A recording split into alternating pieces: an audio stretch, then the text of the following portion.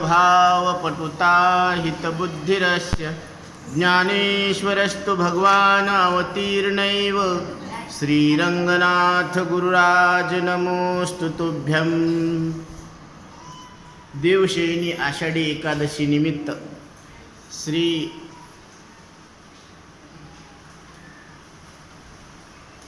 सिद्धिविनायक संस्थान सेलू या ठिकाणी प्रवचन रूपी सेवा।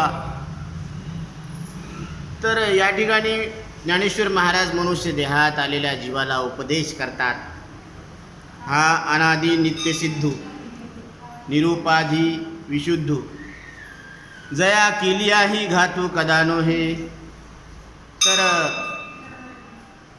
मनुष्य देहात आलेला जीव शब्द बोललेले शब्द जाणतो,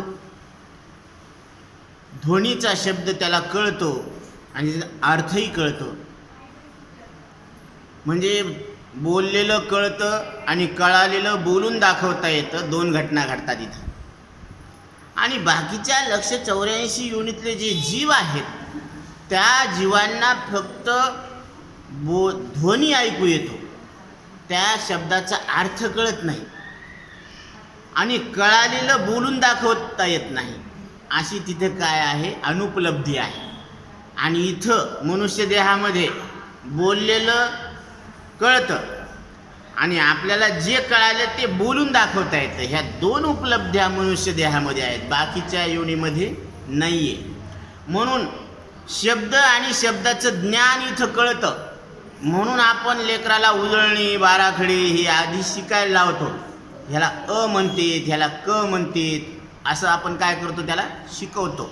अंकगणित शिकवतो, अक्षर शिकवतो, मग त्याच्यापासून शब्द बनतात। तसं हे सगळे शास्त्र म्हणजे शब्द आहे आणि शब्दाचा अर्थ जोपर्यंत लक्षात येत नाही तोपर्यंत पुढचा विषय लक्षात येत नसतो। म्हणून नाथ महाराज सांगतात, शब्द घोकोनिया करावे ते काय, अर्थाकारे राहे होनिया। आता साखर शब्दाचा अर्थ आपल्याला माहिती आहे। साखर शब्दाचा अर्थ गोड वस्तू, जी खाल्ल्यावर चवीला कशी लागते, गोड लागते। आणि नुसतं साखर साखर म्हणल्यानं गोड लागेल का? नाही लागत। त्याचा अर्थ लक्षात घ्यावा लागतो की साखर शब्दाचा अर्थ काय आहे, गोड असलेली, पांढरी असलेली, शुभ्र असलेली वस्तू जिच्यापासून चहा तयार करता येतो। म्हणून हे साखर शब्दाचा अर्थ, शब्द वेगळा आहे ना अर्थ वेगळा आहे। Words are not the things, शब्द म्हणजे वस्तू नाही, वस्तू म्हणजे शब्द नाही। पण वस्तूची ओळख होण्यासाठी व्यवहारामध्ये त्याला दिलेली खूण म्हणजे शब्द। म्हणून आचार्य सांगतात, शब्द शक्तेर अचिंत्यत्वात् शब्दात एव अपरोक्षभिः। शब्द जवळ असलेल्या वस्तूचं प्रत्यक्ष ज्ञान करून देतो आणि दूर असलेल्या वस्तूचं परोक्ष ज्ञान करून देतो। म्हणजे चीन आहे, अमेरिका आहे, पण कुठे आहे, ते दूर आहे। मग ते दूर कुठंतरी आहे म्हणजे त्याचं परोक्ष ज्ञान झालं।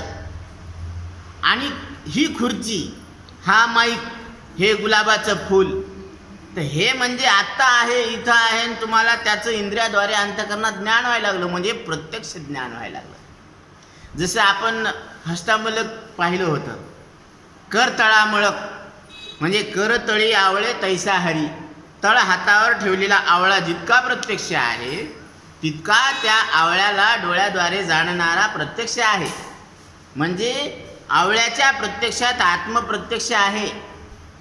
प्रत्येक वस्तूचं प्रत्यक्ष ज्यावेळेस होतं तिथं आत्मप्रत्यक्षच असतो, त्याच्याशिवाय वस्तूचं प्रत्यक्ष होत नाही। म्हणून काहीही कळालं त्या कळण्यामध्ये तुम्हाला आत्म्याचं प्रत्यक्ष ज्ञान असतं। म्हणून ह्या बारकाईने जर आपण लक्षात घेतल्या तर त्या वस्तू लक्षात येतात। जसं आपण म्हणतो की झाडाच्या फांदीनं तो चंद्र दाखवतो, त्याला ह्याला शास्त्रामध्ये शाखा चंद्र न्याय म्हणतात। तुम्हाला चंद्र असा डायरेक्ट दिसेना ना, त्याला म्हणतो तेव्हा ती फांदी दिसायली का, मधातली लिंबाच्या झाडाची फांदी दिसायली का, मग तिथून नीट बघ, ते दिसला का चंद्र तुला? ते म्हणजे होगडे। अरे होगडे काय, तुला चंद्र डायरेक्ट दिसेना म्हणून फांदीचा आधार घ्यावा लागला। तसं प्रत्येक वस्तू कळण्यासाठी तिथं आत्मा आधीच असतो प्रगट. तैसा हृदयामध्ये मी रामू, असता सर्व सुखाचा आरामू, की भ्रांताशी कामू विषयावरी. मग तसं इथं अशी शक्ती आहे या मनुष्य देहामध्ये. म्हणून नरदेह दुर्लभ जाणारे तुम्ही वासुदेव वासुदेव म्हणा. शतवर्षाची गणना रे तुम्ही वासुदेव वासुदेव म्हणा. त्यामध्ये दुःख यातना रे तुम्ही वासुदेव वासुदेव म्हणा. आणि नका पडू संसार श्रमा तुम्ही वासुदेव वासुदेव म्हणा. तुम्ही या संसारात सगळे, आज किती चांगला योग आहे पहा. आज देवशयनी आषाढी एकादशी आहे आणि त्यानिमित्तानं आपण इथं सगळे साधू संतांच्या वचनाची सेवा करण्यासाठी जमलेलो आहोत. तर इथं महाराज सांगतात की प्रत्येकानं जे आयुष्य मिळालेलं आहे त्या मिळालेल्या आयुष्यामध्ये काय कमवायला पाहिजे, प्रश्न आहे.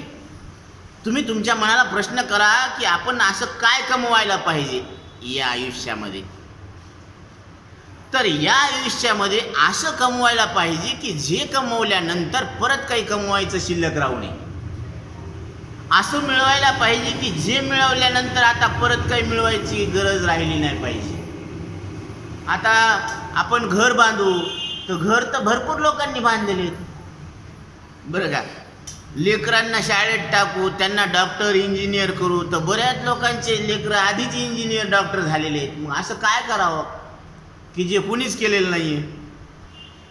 कोणी म्हणतं बाबा आम्ही प्रवचन कीर्तनकार बनवू, तर तुमच्या आधीच भरपूर प्रवचन कीर्तनकार झालेले आहेत. मग काय करावं, तर तुकोबरायांकडे सगळे लोक गेले. महाराज तुम्ही सांगा ना आम्हाला काय करावं. तर महाराजांनी उत्तर दिलं, जेणे नये जन्म यमाची यातना, ऐशिया साधना करा. असं काहीतरी साधन करा की तुम्हाला पुढचा जन्म मिळणार नाही, नंबर 1. आणि दुसरं, यमाचे ठोके तुम्हाला बसणार नाही, असं काहीतरी साधन करा. जेणे नये जन्म यमाची यातना, ऐशिया साधना करा. काय आता 2 गोष्टी सांगितलेल्या आहेत तुकोबारायांनी. आणि जगद्गुरू तुकोबाराय आपल्याला काळावर जिंकण्याची कला सांगतात. काळाला जिंकण्याची.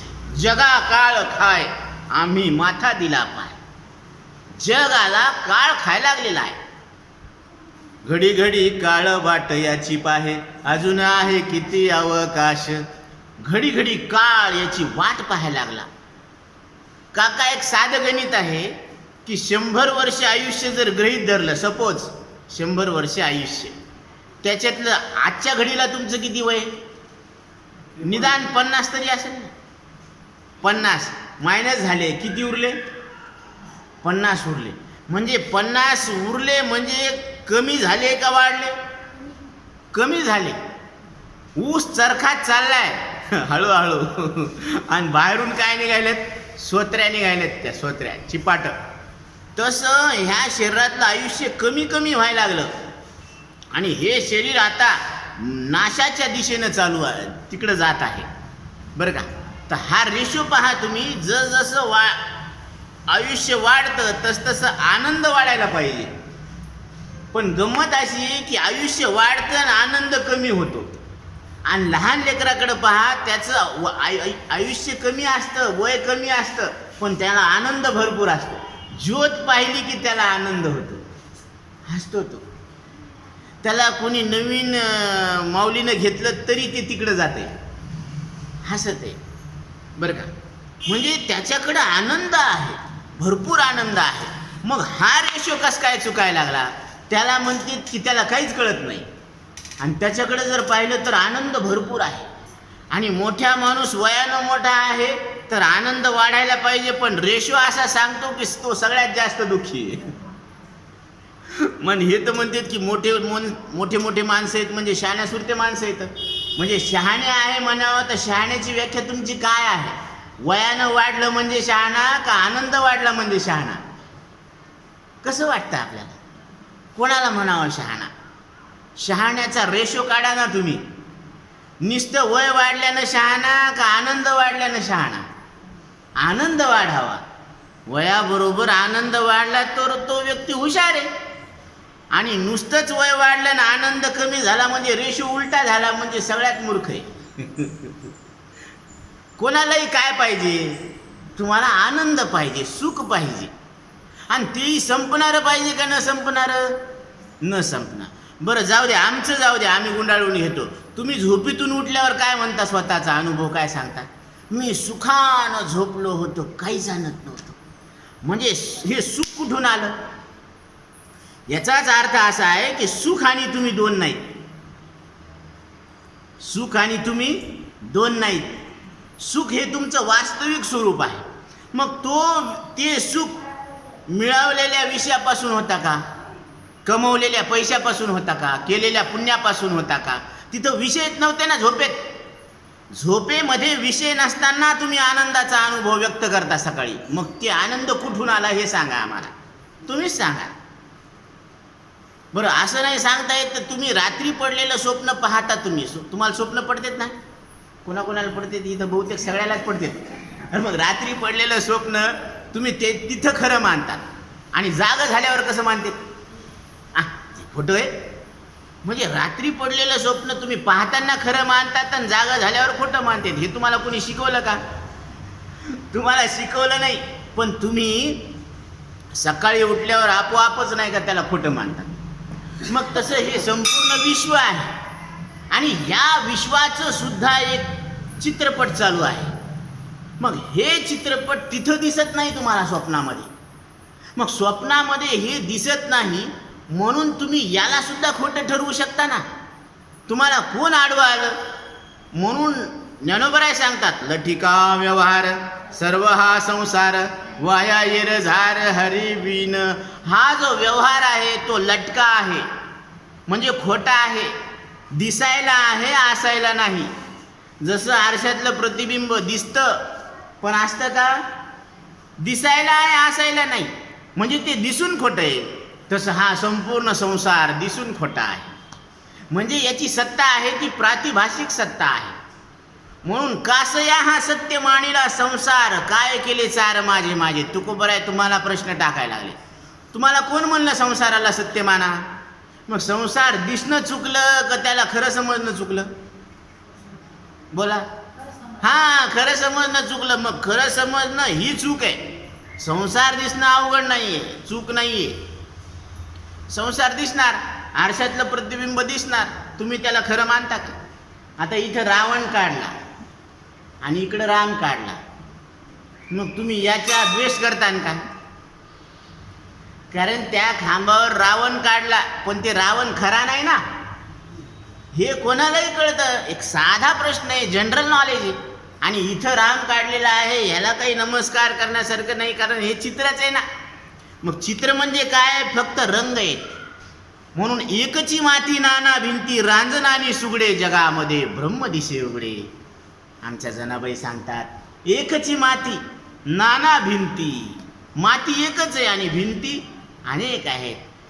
तसं एकची तंतू नाना पटू साड्या आणि लुगडे जगामध्ये ब्रह्म दिसे उघडे. तसं मग ते सासरचं धोतर आहे का माहेरची साडी? सासरचं धोतर नाही, माहेरची साडी नाही, ते काय कापूस आहे, कापूस. कारण वस्त्र म्हणजे काय? आडवे आणि उभे असे दोरे आहेत आणि त्याची रचना आहे. आणि त्या दोऱ्याचं जर पिळू कल्ला तर ते उघड उघड काय आहे? कापूस आहे. मग आहे कापूस, दिसायला कापूस आणि म्हणा ना मग कापूस आहे काय? कापूस. दिसायला काय? कापूस. मग काय म्हणायला पाहिजे? कापूस म्हणायला पाहिजे. मग कपडा कशाला म्हणायलो तर आपण? मग कापसावर कपड्याची केलेली काय आहे? कल्पना आहे. तसं दिसायला लागलं जग, बरोबर आहे ना. आणि आहे काय? जगाच्या रूपानं एक परमात्मा नटलेला आहे.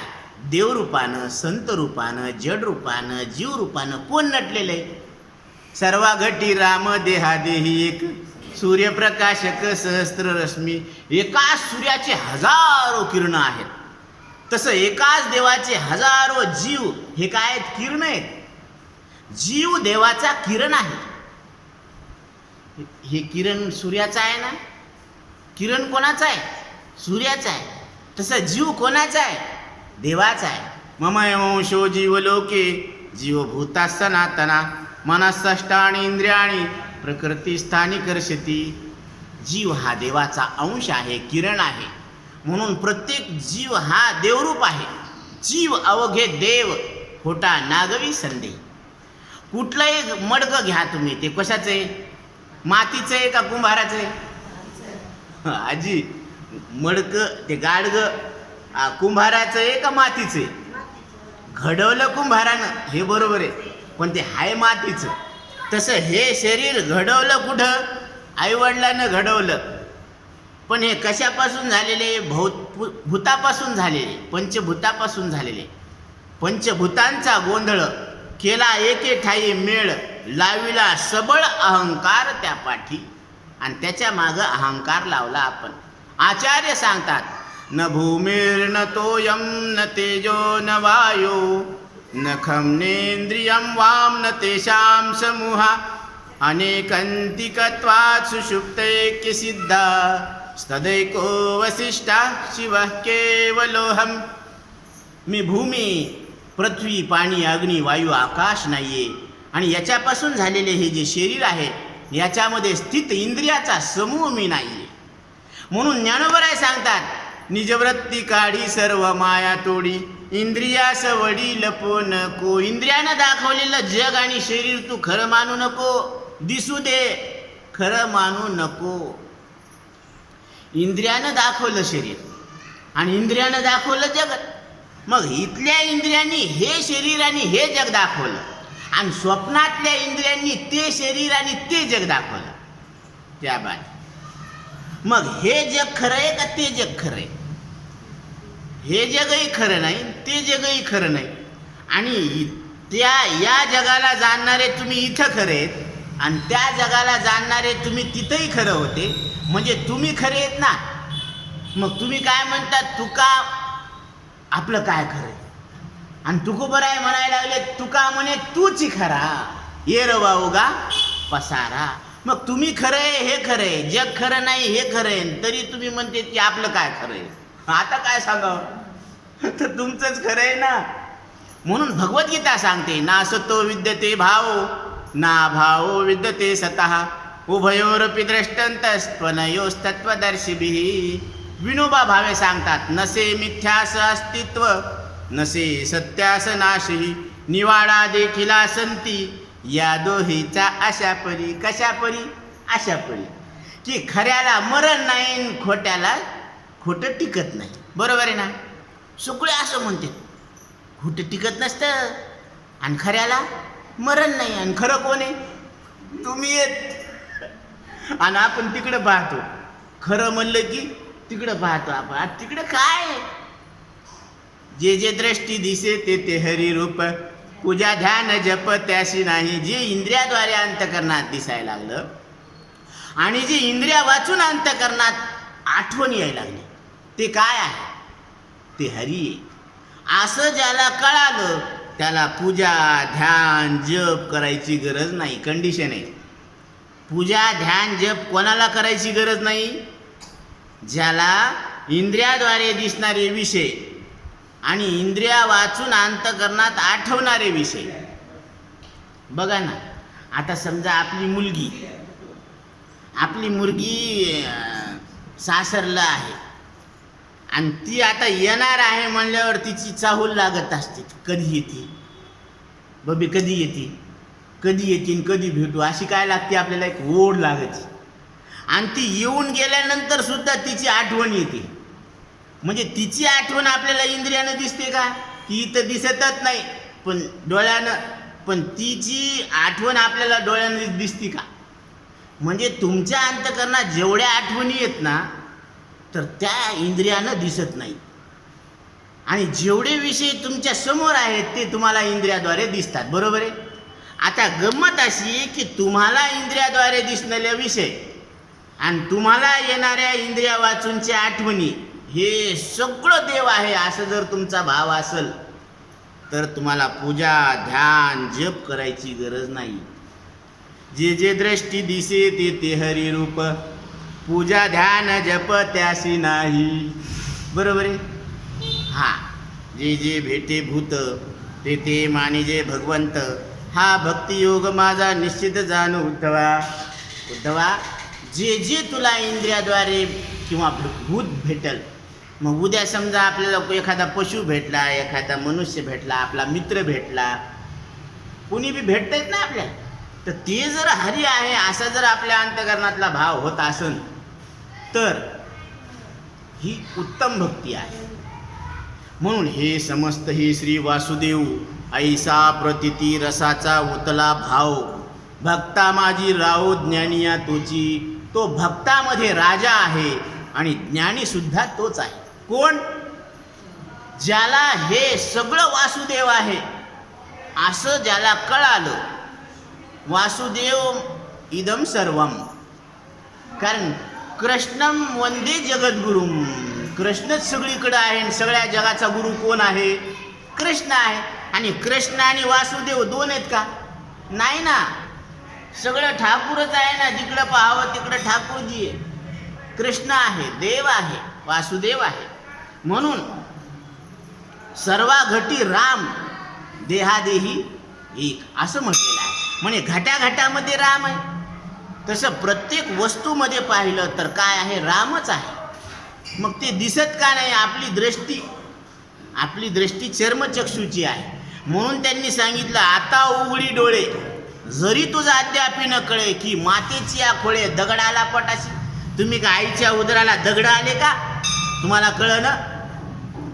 तुम्हाला इतकं कळतं की ज्याला कळतं त्याला देव म्हणावं आणि ज्याला कळत नाही त्याला जड म्हणावं. ज्याला कळतं त्याला काय म्हणावं?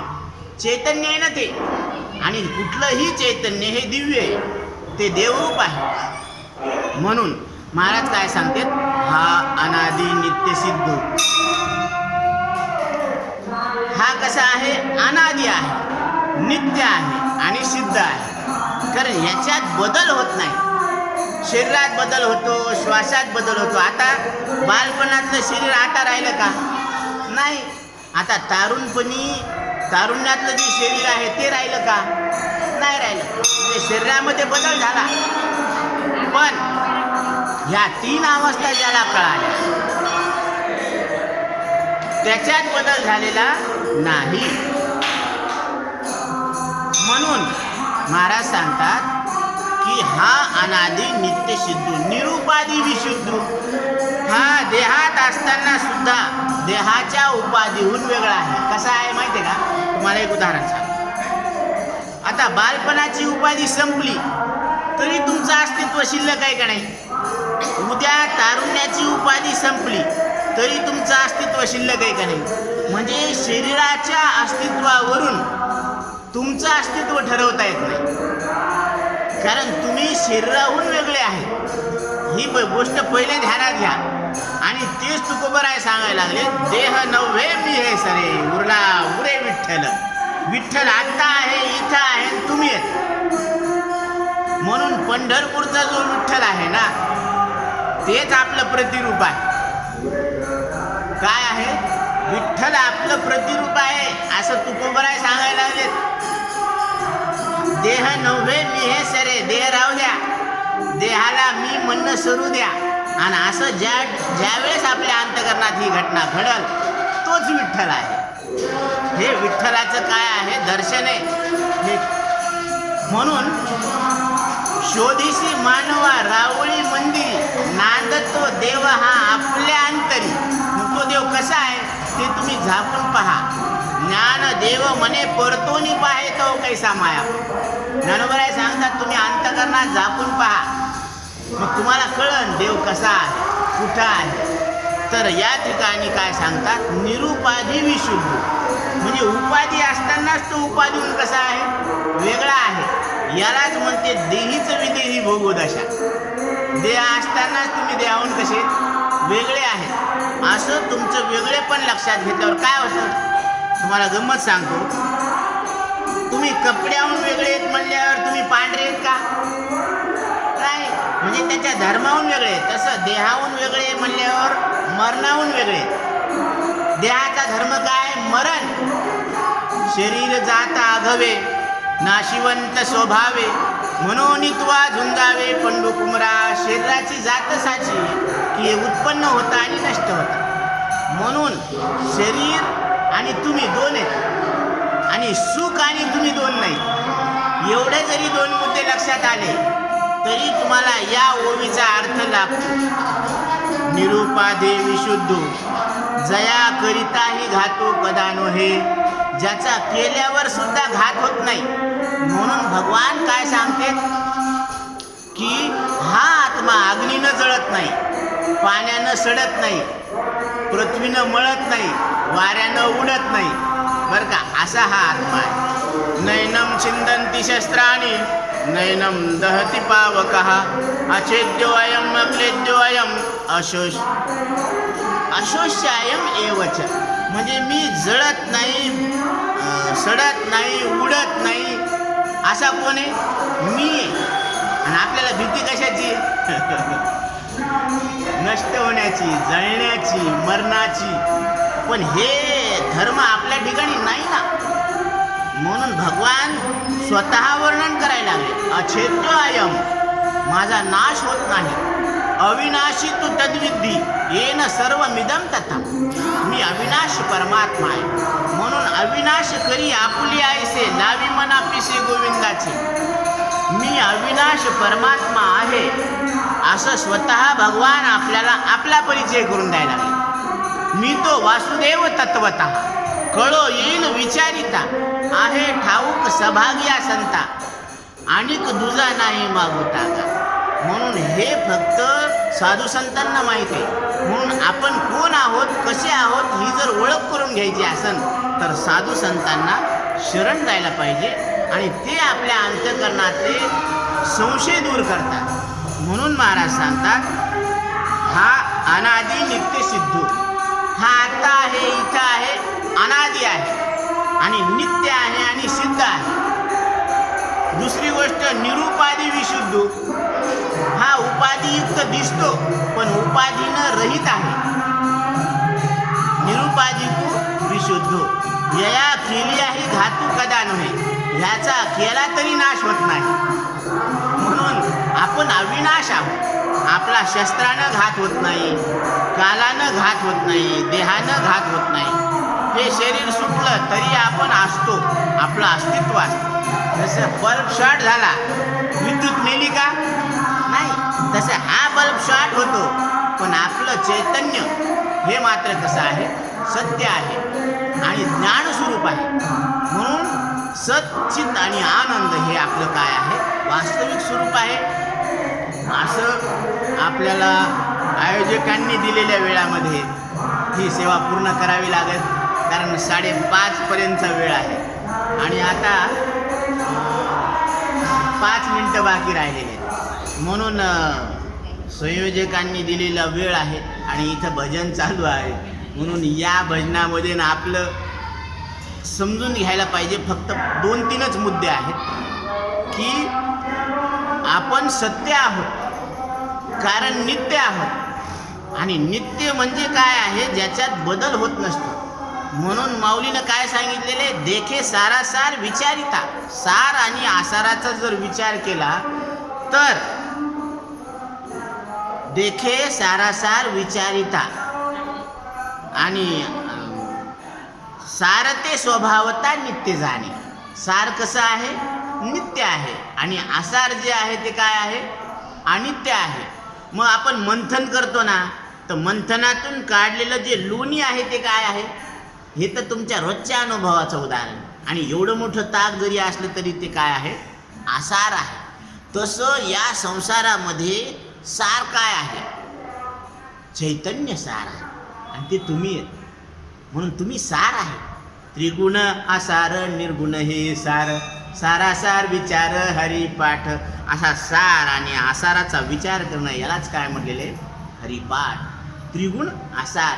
ही प्रकृती त्रिगुणात्मक आहे, ही आसार आहे. आणि या प्रकृतीला जाणणारे तुम्ही अधिष्ठान निर्गुण आहेत. ज्ञानदेव म्हणे निवृत्ती निर्गुण. माझे श्रीगुरु निवृत्तीनाथ हे निर्गुण परमात्मा आहेत. बरं, तेच निर्गुण परमात्मा आहे, मी वेगळा आहे का?